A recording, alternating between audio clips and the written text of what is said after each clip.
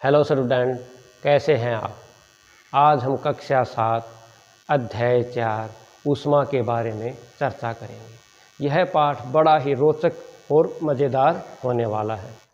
इस पाठ को पढ़ने का हमारा उद्देश्य यह है कि इस पाठ के अंत में आप निम्न करने में सक्षम होंगे। नंबर 1, गर्म, ठंडा तथा गर्म वस्तु की पहचान करने में, ऊष्मा को ऊर्जा स्थानांतरण के रूप में परिभाषित करने में, ऊष्मा और तापमान के बीच अंतर की व्याख्या करने में, और नंबर 4, डॉक्टरी तापमापी तथा प्रयोगशाला तापमापी को समझना तथा व्याख्या करने में। हम अध्याय 3 में पढ़ चुके हैं कि सूती वस्त्र हमें पादप रेशों से प्राप्त होते हैं तथा जो ऊनी वस्त्र हैं वो हमें जांतो रेशों से प्राप्त होते हैं। फिर क्या कभी आपने अनुभव किया है या सोचा है कि हम ऊनी वस्त्रों को तो सर्दियों में पहनना पसंद करते हैं, जबकि सूती वस्त्र को हम गर्मियों में पहनना पसंद करते हैं। हम शीतकाल में हम घर के अंदर होते हैं तब भी हमें ठंडक महसूस होती है, और जब हम धूप में आते हैं तो हमें गर्म महसूस होती है। हम ये कैसे जान पाते हैं कि एक वस्तु दूसरी वस्तु से कितनी गर्म है तथा ऊष्मा का स्थानांतरण किस प्रकार होता है? हम सभी प्रश्नों के उत्तर इस वीडियो में जानेंगे। गर्म एवं ठंडा। हम अपने आसपास अनेक वस्तुएं देखते हैं, जैसे चाय गर्म है, बर्फ़ ठंडी है। फिर हम ये कैसे जान पाते हैं कि एक वस्तु दूसरी वस्तु से कितनी अधिक गर्म है? इसके लिए प्राय हम अपनी स्पर्श इंद्रिय का उपयोग करते हैं। क्या हमारी स्पर्श इंद्रिय विश्वसनीय होती है? आइए इसके लिए क्रियाकलाप करके देखते हैं। हम 3 बीकर लेते हैं, बीकर ए, बीकर बी तथा बीकर सी। अब बीकर ए में हम क्या करते हैं, ठंडा पानी ले लेते हैं। इसमें हम ठंडा पानी लेते हैं, ठंडा पानी, और इसमें हम गर्म पानी लेते हैं, और इसमें हम क्या लेते हैं, ए और बी का गर्म व ठंडे का गुनगुना पानी लेते हैं।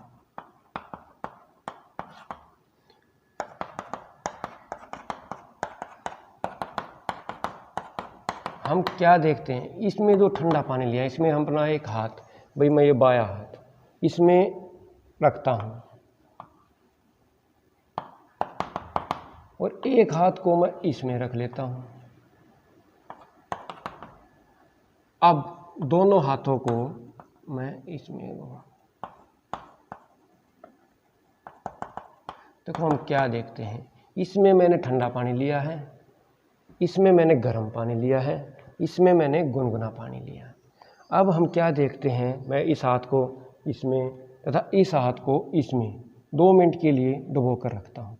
फिर दोनों हाथों को एकदम इसमें लेके जाता हूँ, तो मैं क्या देखता हूँ, जो मेरा हाथ ठंडे पानी में था वो कह रहा है कि ये पानी सी बर्तन का पानी क्या है, गर्म है, जबकि जो मेरा हाथ गर्म पानी में था वो कह रहा है कि बर्तन सी का पानी क्या है, ठंडा है। तो हम कैसे विश्वास कर सकते हैं कि जो हमारी इंद्रिय हैं, स्पर्श इंद्रिय हैं, वो विश्वसनीय होती है, वो हमें धोखा दे सकती हैं? तो फिर हम कैसे पता लगाएं कि कोई वस्तु कितनी गर्म है? किसी वस्तु की उष्णता या गर्मी की माप वस्तु में निहित ताप द्वारा निर्धारित की जाती है। अब ताप मापने के लिए जिस युक्ति का उपयोग करते हैं उसे हम तापमापी कहते हैं। अब देखते हैं भी ताप मापन, हम ताप को कैसे मापते हैं। जब कोई कभी हमारे घर में बीमार होता है, हम डॉक्टर के पास जाते हैं, डॉक्टर हमारे शरीर का टेम्परेचर, बुखार मापता है। अब बुखार मापने के लिए वो जिस युक्ति का उपयोग करता है उसे हम डॉक्टरी तापमापी या थर्मामीटर कहते हैं। वो देखो कैसा होता है देखने में, डॉक्टरी थर्मामीटर एक इस तरह से होता है, इसको हम देख सकते हैं, ये डॉक्टरी थर्मामीटर होता है, इस तरह का होता है। एक और डॉक्टरी थर्मामीटर है, ये तो था डिजिटल, ये होता है, देखो एक थर्मामीटर ये होता है। इस पे क्या होता है, इस पे एक पिन होती है, ये बल्ब होता है। इसमें क्या होता है, पारा भरा होता है और इस पे यदि हम ध्यान से देखें तो हमारे को कुछ डिजिट दिखाई देंगे जो 35 से थ्रू होकर और कहाँ तक जा रहे हैं, 42 तक जा रहे हैं। तो ये कैसे मापता है भाई, इसमें पारा है तो इस पे जो हमारे शरीर का तापमान है ये 35 से 42 डिग्री सेल्सियस के बीच माप सकता है। तो ये हमारा जो शरीर का तापमान है वो 35 डिग्री सेल्सियस से 42 डिग्री सेल्सियस तक माप सकता है। सेल्सियस क्या है भाई, तापमान मापने की एक इकाई है। और जो एक स्वस्थ मनुष्य है उसके शरीर का तापमान 37 डिग्री सेल्सियस होता है। अब ये तो हमें पता चल गया भाई, इससे हम तापमान माप सकते हैं, अपने शरीर का तापमान मापने के लिए इसका यूज करते हैं। अब जो तापमापी है, डॉक्टर तापमापी है, थर्मामीटर है, इसका हम प्रयोग कैसे करें और क्या क्या सावधानियां रखें। एक तो इसको जब भी हमें टेम्परेचर मापना है तो इसको हमें एक ज़ोरदार झटका देना चाहिए जिससे जो इसके पारे का तल है वो अपनी जगह पे आ जाए। और एक हमें क्या है, जब भी हमें किसी वस्तु का तापमान, अपने शरीर का तापमान मापना है तो इसके जो पारे के तल को हमारी आँखों के सीध के सामने रखना चाहिए।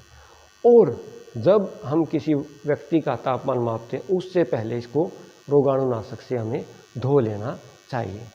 अब हमें क्या क्या सावधानियां बरतनी चाहिए भाई, एक तो इससे हमें अपने शरीर का ही तापमान मापना चाहिए। हमें दूसरी वस्तु जैसे गर्म दूध या गर्म पानी का तापमान इससे नहीं मापना चाहिए क्योंकि ये आग और गर्मी के नज़दीक आकर टूट सकता है और हमें हानि पहुंचा सकता है।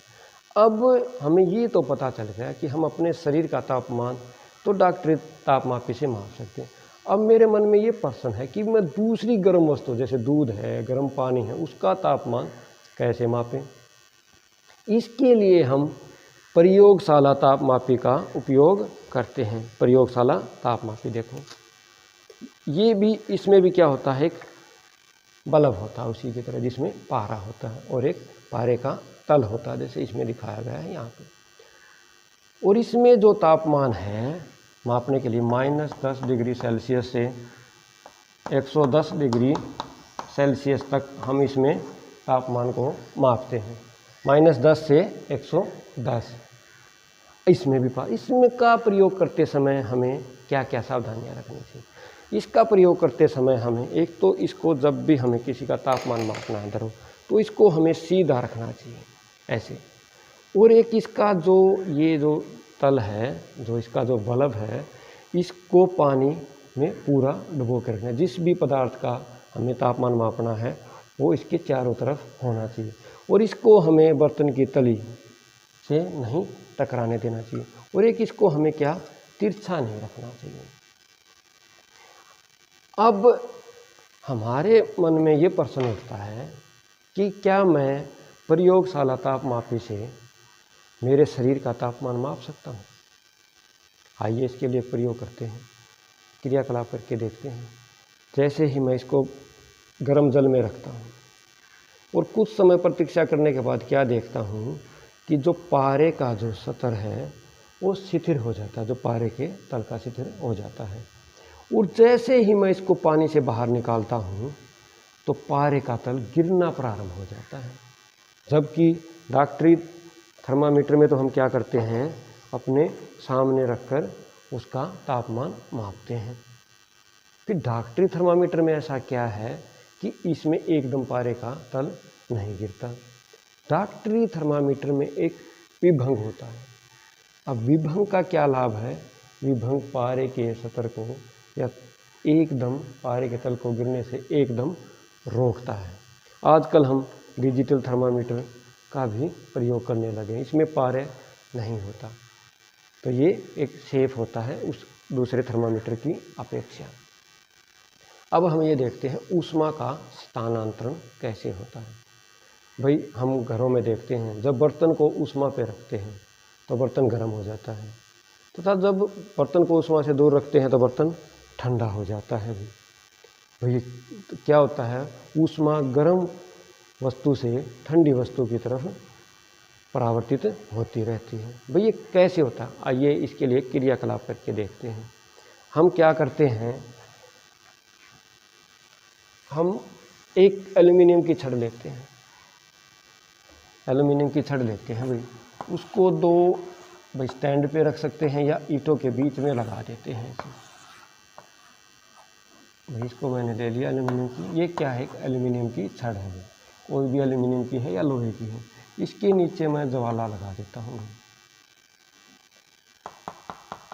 मोमबत्ती से या किसी से इसकी ज्वाला लगा देते हैं। ये क्या है, ज्वाला है या गर्म कर रहे हैं। और इस पे मैं ना कुछ मोम लगा देता हूँ, यहाँ लगा दिया, यहाँ लगा दिया, मतलब समान दूरी पे मोम लगा देते हैं। जब हम इसको गर्म करते हैं धातु की छड़ को, तो क्या देखते हैं कि जो इसके सबसे नज़दीक है, जो ऊष्मा ये ग्रहण कर रहा है, इसके नज़दीक जो सबसे ठंडा सिरा है, वो मोम उसकी तरफ सबसे पहले वाला सिरा पिघलना प्रारंभ हो जाता है। भाई ये मोम पिघल जाता है, इसके बाद ये मोम पिघलना प्रारंभ हो जाता है, और फिर ये मोम पिघलना प्रारंभ होता है। तो इससे हम क्या निष्कर्ष निकालते हैं, भाई जो गर्म सिरा है वो अपने नीर जो नज़दीक जो ठंडा सिरा है उसकी तरफ ऊष्मा को स्थानांतरित करता है। तो वह प्रक्रम जिसमें ऊष्मा किसी वस्तु के गर्म सिरे से ठंडे सिरे की तरफ स्थानांतरित होती है, चालन कहलाती है। ठोसों में प्राय ऊष्मा चालन विधि द्वारा ही स्थानांतरित होती है। अब क्या सभी ठोसों में ऊष्मा का स्थानांतरण संभव है?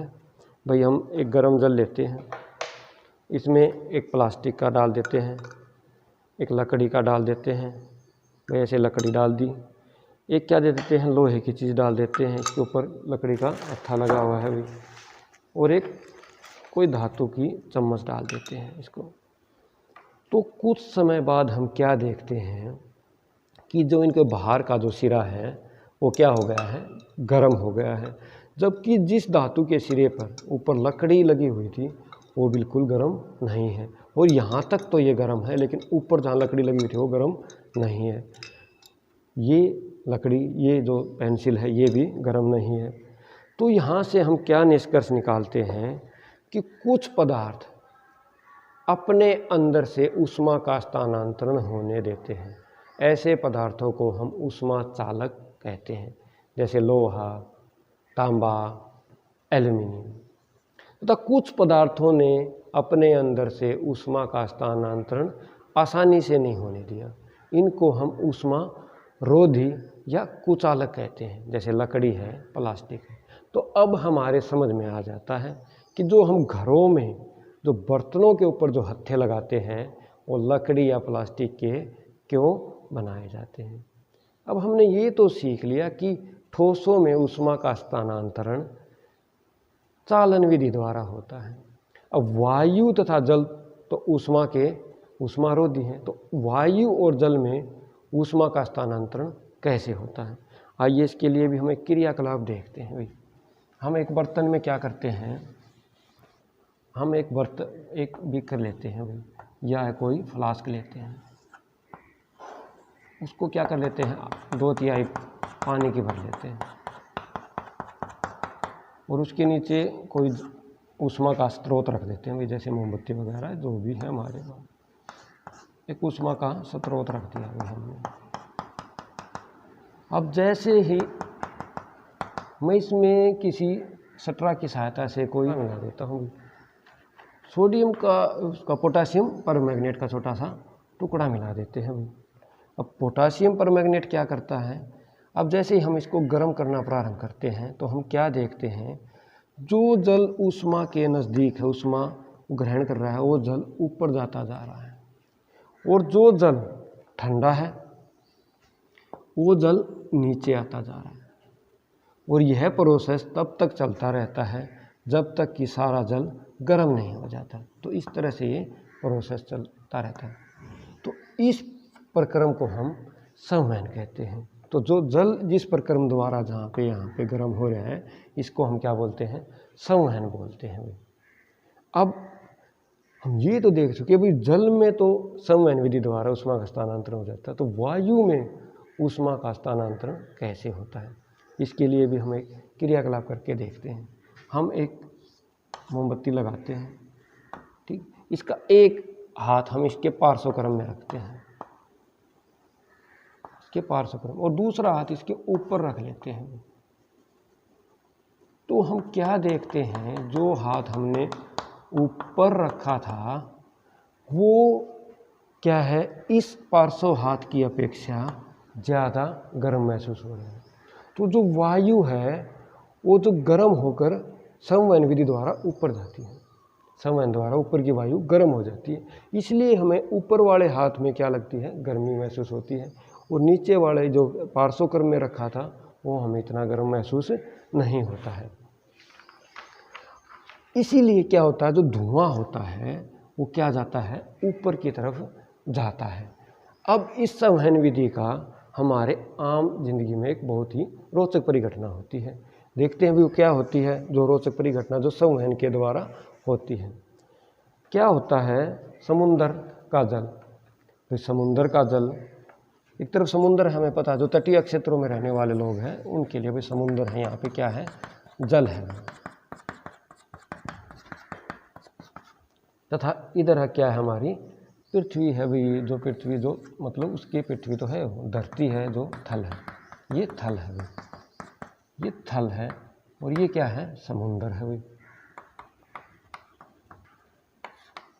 अब हम जानते हैं कि जो थल है, जो रेत है, वो क्या होता है, जल्दी ही तो गर्म हो जाता है तथा जल्दी ही ठंडा हो जाता है, और जो समुंदर का पानी है वो देर से तो गर्म होता है और देर से ही ठंडा होता है।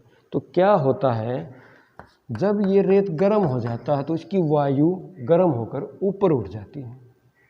गर्म वायु कहाँ उठ जाती है, ऊपर चली जाती है। तो इस वायु को भरने के लिए समुंदर की तरफ से ठंडी वायु थल की तरफ आती है, तथा इस चक्कर को पूरा करने के लिए भी गर्म वायु किधर चली जाती है, समुद्र की तरफ चलती रहती है। तो यह जो ठंडी वायु समुंदर से थल की तरफ आती है, इसको हम समुंदर समीर कहते हैं, और हमें वायु कैसी लगती है, ठंडी लगती है। अब रात के समय क्या होता है, प्रोसेस उल्टा हो जाता है भाई। रात के समय क्या हो जाता है, प्रोसेस उल्टा शुरू हो जाता है भाई। जो पानी तो देर से तो गर्म और देर से ही ठंडा, ये जल्दी गर्म और जल्दी ठंडा, तो इसकी वायु क्या हो जाती है, गर्म हो जाती है। अब गर्म वायु है ये ऊपर चली जाती है, इसको भरने के लिए थल की तरफ से ठंडी वायु आती है, तथा इस चक्कर को पूरा करने के लिए गर्म वायु किधर चली जाती है, थल की तरफ। तो थल से समुद्र की तरफ वायु का बहना क्या कहलाता है, थल समीर कहलाता है। और ये कब होता है, अभी रात को होता है, ये प्रोसेस रात को होता है, इसको हम थल समीर कहते हैं। अब आपने कभी अनुभव किया होगा, जब हम धूप में बैठते हैं सर्दियों में, तो हमें सूर्य से गर्मी प्राप्त या ऊष्मा प्राप्त होती है। अब जो सूर्य से जो ऊष्मा है वो धरती पर कैसे पहुंचती है, ये चालन या संवहन द्वारा तो पहुंच नहीं सकती, क्योंकि दोनों के लिए माध्यम की आवश्यकता होती है। तो ये जिस विधि द्वारा, अब पृथ्वी और सूर्य के बीच में माध्यम है नहीं, अधिकांश जगह पे माध्यम है नहीं, क्योंकि वहाँ पे वायु नहीं है। तो सूर्य से जो ऊष्मा पृथ्वी तक पहुँचती है, इस विधि को हम विकिरण कहते हैं। तो विकिरण के लिए माध्यम की आवश्यकता नहीं होती, चाहे माध्यम हो या ना हो, ऊष्मा का स्थानांतरण विकिरण विधि के द्वारा होता रहता है। तो जो गर्म पिंड हैं, सभी गर्म पिंड विकिरण को उत्सर्जित करते रहते हैं। अब जो वस्तु विकिरणों को अवशोषित करती है वो गर्म हो जाती है, तथा जो विकिरणों को क्या करती है, परावर्तित करती है, वो इतनी गर्म महसूस नहीं होती। अब हम देखते हैं भाई, हमें सर्दियों और गर्मियों में किस प्रकार के वस्त्र पहनने चाहिए। हम क्या करते हैं, सर्दियों में जो गहरे रंग के वस्त्र पहनना पसंद करते हैं, और गर्मियों में क्या करते हैं, सूती रंग के वस्त्र पहनना पसंद करते हैं। क्रियाकलाप देखते हैं भाई, हम 2 बीकर लेते हैं, इसका जो पृष्ठ है वो काला है, काले रंग का पृष्ठ,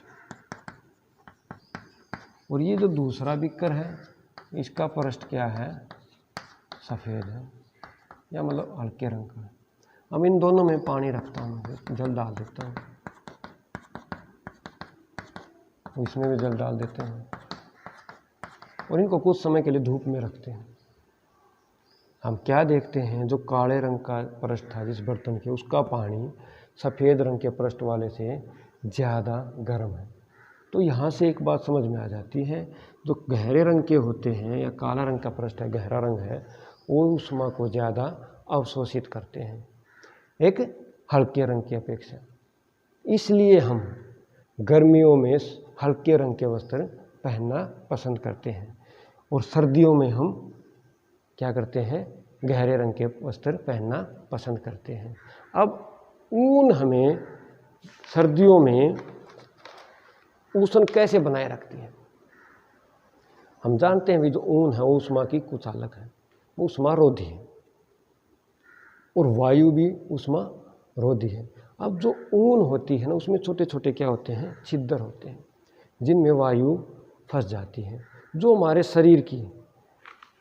शरीर की उष्णता को क्या करती है, ठंडे परिवेश की ओर परावर्तित होने से रोक देती है। इसलिए जो हमें ऊन है वो सर्दियों में ठंड से बचाती है। अब आपने इस पाठ में से निम्नलिखित प्रश्नों के उत्तर लिखकर अपने संबंधित अध्यापक को भेजने हैं। हमारा शरीर किस विधि द्वारा ऊष्मा स्थानांतरण, किस विधि द्वारा ऊष्मा का अवशोषित और परावर्तित करता है? हमें धूप वाले दिन यह सलाह क्यों दी जाती है कि हम छत्ता लेकर जाएं? कुछ ऊष्मा रोधी और ऊष्मा चालक पदार्थों की सूची बनाओ। यदि आपको एक मोटा कंबल दिया जाए और उसकी अपेक्षा 2 पतले कंबल उसी मोटाई के दिए जाएं, तो आप किस कंबल को सर्दियों में लेना पसंद करेंगे और क्यों? धन्यवाद।